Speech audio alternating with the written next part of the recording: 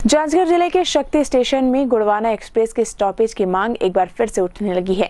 इस ट्रेन के स्टॉपेज को लेकर शक्ति सहित आसपास के लोग लामबंद होना शुरू हो गए हैं। लोग जहां इस ट्रेन को बहुत जरूरी बता रहे हैं, वहीं रेल सलाहकार समिति के सदस्य ट्रेन के स्टॉपेज के लिए हर संभव प्रयास करने की बात कह रहे हैं।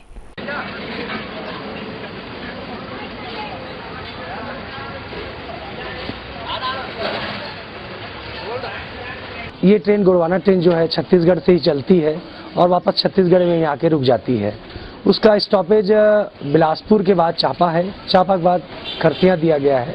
चूँकि ये ट्रेन रायगढ़ में रुकती है, इसलिए शक्ति स्टॉपेज देने से रेलवे को किसी प्रकार का कोई नुकसान नहीं होगा, बल्कि उनकी आमदनी में बढ़ोतरी ही होगी।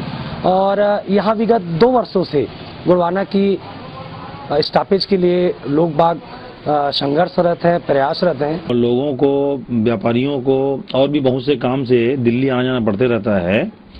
और चूंकि गोंडवाना रायगढ़ से चल रही है, तो शक्ति में अगर स्टॉपेज होता है तो निश्चित रूप से दिल्ली आने जाने के लिए एक नई ट्रेन मिल जाएगी और लोगों को इसका निश्चित रूप से फायदा मिलेगा।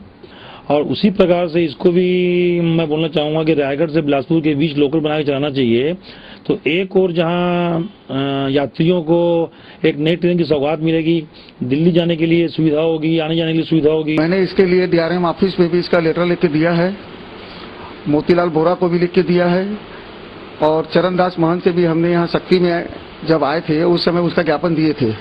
उन्होंने भी बोला था कि हम गाड़ी रोक रहे हैं और मैं पूरा प्रयास में लगा हुआ हूँ।